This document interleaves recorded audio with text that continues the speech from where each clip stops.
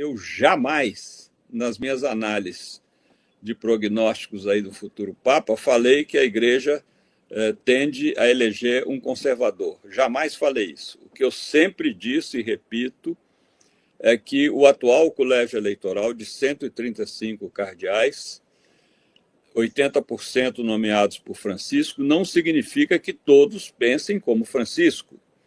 Por quê? Porque o Francisco é como Lula. Ele leva em conta o consenso dos bispos locais. Então, ele jamais nomearia um bispo muito avançado para um país cujos bispos são de moderados a conservadores. Por isso que nem todos seguem a linha dele. Agora, qual é a minha previsão? A previsão é que nesse conclave, primeiro, será um conclave um pouco mais longo. Um pouco mais longo, o que significa isso? 4 ou 5 dias. Para os tempos atuais, isso é muito longo. Para vocês terem uma ideia, o mais longo da história foi no século XIII, para eleger o Gregório X. Durou 33 meses, quase 4 anos, quase 3 anos, né?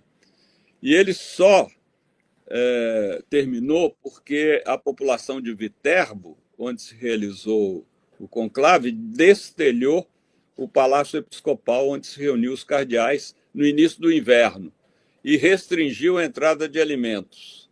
Então, os cardeais, com medo do frio e da fome, trataram de eleger logo o Gregório X, que foi quem estabeleceu as regras para os conclaves, né? Inclusive o sistema de votações, primeiros dias, 4 votações, que exigem para a eleição o consenso de 2 terços, né, dos votos, e depois de umas tantas votações, não me lembro exatamente, então passa a metade mais 1.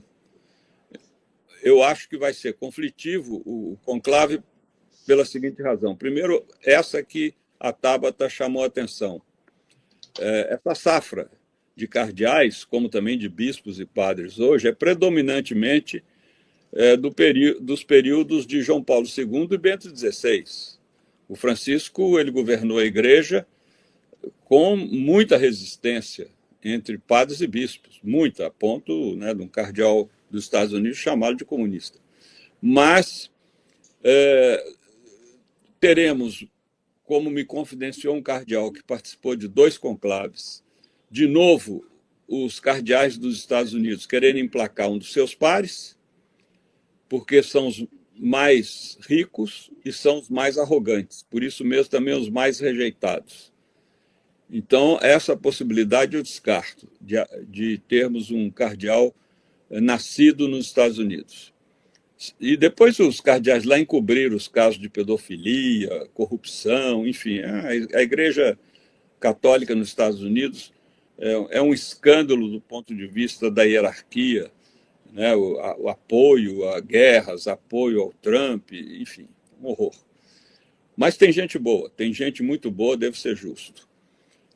Segundo, eu vejo que não haverá muita chance dos africanos. Os africanos reivindicam o direito ao papado por 2 razões. Primeiro, que é o continente onde o catolicismo mais se expande nos últimos tempos. E segundo, porque desde o século V não há um papa africano.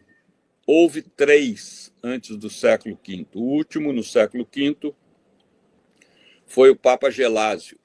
Depois, nenhum africano.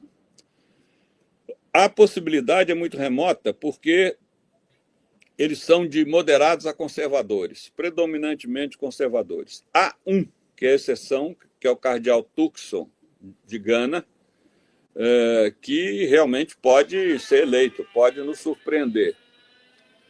Então, a minha avaliação é que, de novo, o papado voltará às mãos dos italianos, né?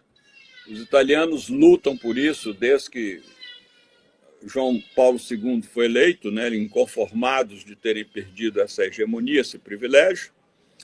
E acredito que entre os italianos há 5 cardeais muito afinados com Francisco, todos 5 nomeados por ele, mas eu acho que o que tem mais chance é o cardeal Zucchi, de Bolonha, que é o presidente da Conferência Episcopal da Itália. Porque para ser eleito Papa hoje, há alguns requisitos que têm que ser observados. Tem que ser um poliglota, tem que ser alguém não muito jovem, porque a igreja não quer mais um papado tão longo quanto foi o de João Paulo II, 26 anos, mas também não quer um papa que vai ter que enterrar a semana que vem.